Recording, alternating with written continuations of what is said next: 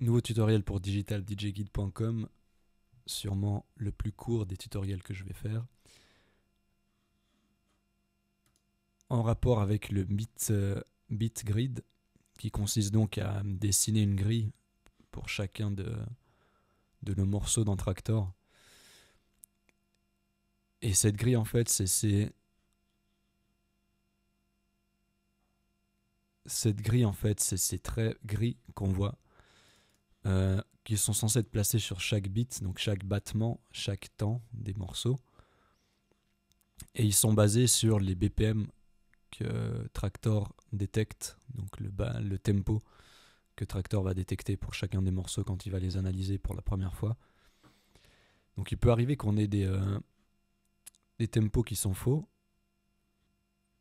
et ou dans certains cas, le bit grid sera faux également. Donc il y a plusieurs façons de remédier à ça, soit une réanalyse du morceau. Donc pour ça, il faut aller dans la track collection, simplement faire un clic droit sur le morceau et cliquer sur Analyze. Et là, on peut définir maintenant à partir de la version 2.5, je crois, une rangée de BPM pour donner quelques informations en plus à Traktor. Et ensuite, on peut lui dire de définir le bit grid par rapport au BPM qu'il va détecter. Dans certains cas, ça peut rester faux en fait. Et de toute façon, il y a une solution plus rapide, plus efficace, du moment qu'on est capable d'appuyer sur un bouton en rythme, donc sur le tempo du morceau. C'est la fonction tap. Donc si on clique là-dessus, on voit que donc là je clique en rythme en fait sur ce bouton tap. Et on va peut-être mieux avec la musique. Donc voilà, il m'a redessiné la grille par rapport au BPM qu'il a détecté en se basant sur le tempo que moi j'ai défini en fait en tapant en rythme sur ce bouton tap. Donc voilà, c'est la façon la plus simple, la plus rapide de faire le bit grid de chacun de ces morceaux.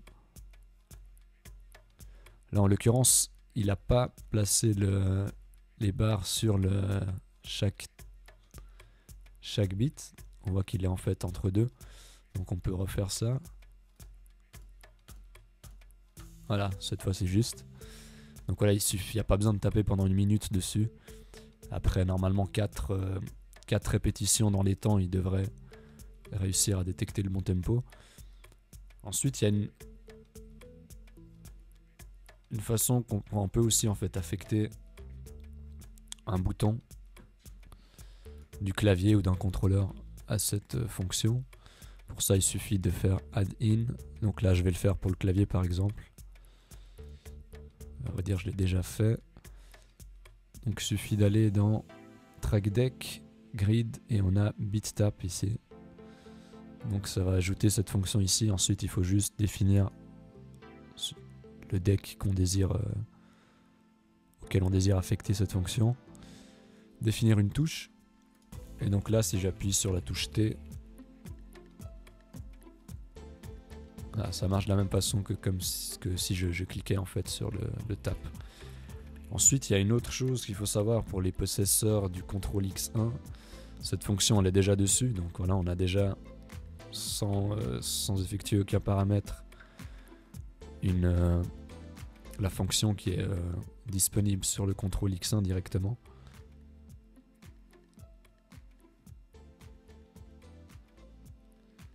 Donc là, je vais juste... Qu'est-ce qu'on peut faire? On peut prendre un morceau où le BPM est faux.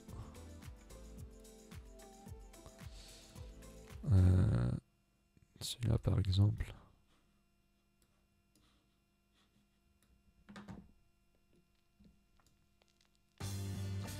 Ah bon, là, il me l'a détecté.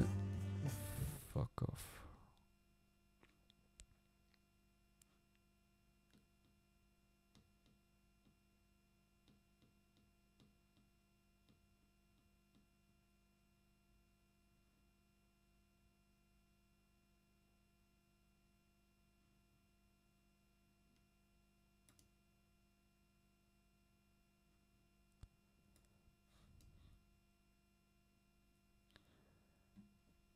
par exemple ce morceau, qui est un morceau de drum and bass, en fait là,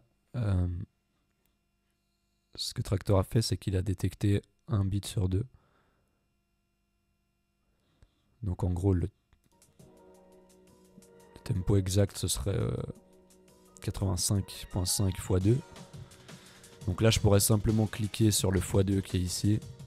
Mais si j'utilise justement cette fonction tap avec le CTRL X1, suffit donc de presser Shift et en rythme ensuite sur chaque temps la touche Sync en fait.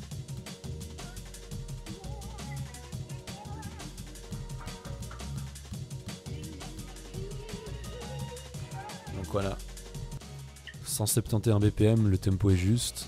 On peut vérifier ensuite les barres grises. On voit que c'est parfaitement aligné sur le beat. Voilà, c'est tout pour ce tutoriel sur le beat grid dans Traktor. J'espère que vous aurez appris quelque chose et que ça vous épargnera pas mal de temps lors de votre session de préparation des morceaux. N'oubliez pas de me rejoindre sur Facebook, facebook.com/digitaldjguide. Il y a la chaîne YouTube forcément, youtube.com/digitaldjguide, et le blog évidemment, que je vous conseille vivement de continuer à suivre. Abonnez-vous également à la newsletter directement depuis le site digitaldjguide.com ou la page Facebook dans l'onglet newsletter.